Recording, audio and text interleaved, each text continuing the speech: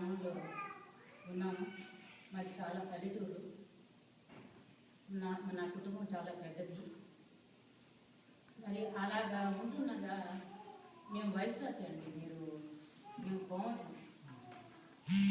మామూలుగా మాది చాలా విగ్రహారాధన, చాలా అంటే చాలా. అసలు మామూలుగా ఇక ప్రతి ఈ వారం మరి శనివారం, శుక్రవారం, ఆదివారం మరి ఇట్లా ప్రతి వారానికి ఏదో ఒక పూజ ఉండేది. అట్లా నిత్య నైవేద్యంతో మరి అట్లా దేవుణ్ణి స్తుతించేవాళ్ళం.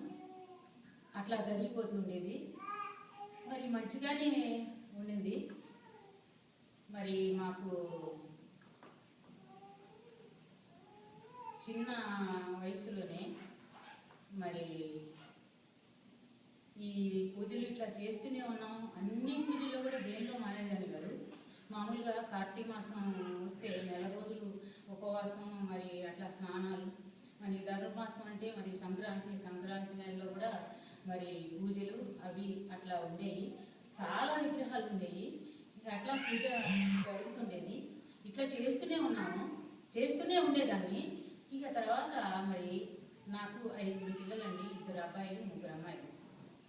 చిన్న వయసే, పెద్ద బాబుకి 13 సంవత్సరాలు, ఒక అమ్మాయికి 9 సంవత్సరాలు, ఒక అబ్బాయికి 7, ఆ తర్వాత 3, అట్లా ఆఖరి లాస్ట్ పిల్లకి 1.5 సంవత్సరం పిల్ల. ఇక అట్లా అన్యోన్యంగా కుటుంబమే, మరి మంచిగానే ఉండేవాళ్ళం. మరి ఒక విషయంలో మాది ఒక పల్లెలో ఉండేది కొట్టు, చిన్న అదే బొంకులాగా ఉండేది. కానీ రాబడి బాగానే ఉండేది. అక్కడ వాళ్ళు మరి మా వారికి చెప్పేవారు, ఏమండి మీ పూజ చేసే దానిలో ఏమీ లేదండి, మా దేవుడు గొప్పవాడండి, ఏ మాట అనుకుంటే ఆ మాట అండి, అసలు ఏదైనా సరే అని చెప్తుంటే చెప్పేవారు. ఇంటికి వచ్చి మళ్ళీ నాకు చెప్పేవారు. నేను అది మీ వరకేనండి, మీ వరకే పరిమితం, అది నాకు కాదండి అని చెప్పేదాన్ని. ఇది చెయ్యేది తప్పులేదు, నేను దానికి ఏమి మిమ్మల్ని అటెండ్ పెట్టనండి, నా దాకా వదిలే అనుకునేదాన్ని.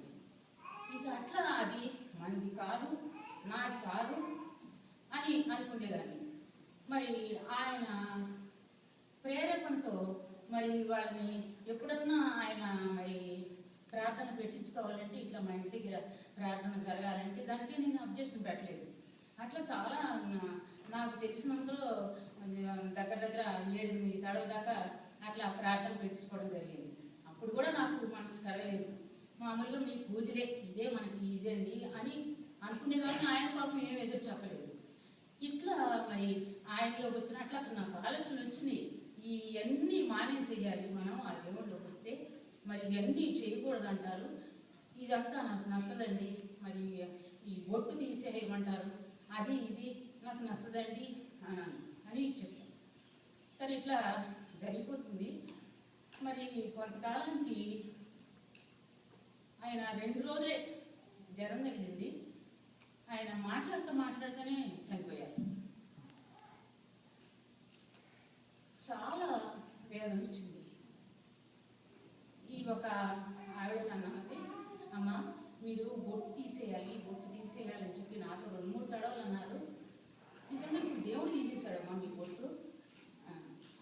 చాలా దుఃఖపడ్డాను, చాలా వేదన. పిల్లలు చిన్న పిల్లలు, తెలియని పిల్లలు, అయినా నాకు ఎవరు లేరు. అలాంటప్పుడు నేను కూడా చనిపోవాలి, ఎవరి కోసం బతకాలి అని చెప్పి నేను ఒక తీర్మానం చేసుకున్నాను. ఈ దినం లోపలే చచ్చిపోవాలి. అయినా నేను ఇక్కడ చచ్చిపోతే నా చిన్న పిల్లలు మరి వాళ్ళకి తెలియదు, ఎటో ఏ కాలంలోనూ పడి చచ్చిపోవాలి. మాకు ఆగస్టు మాసంలో మరి మాకు అదంతా వరి పొలము, మరి పంట చేలకు నీళ్ళు వస్తాయి, అట్లా పడి చచ్చిపోవాలని చెప్పి నేను అనుకున్నాను అనమాట. తర్వాత సరే ఈ పిల్లలు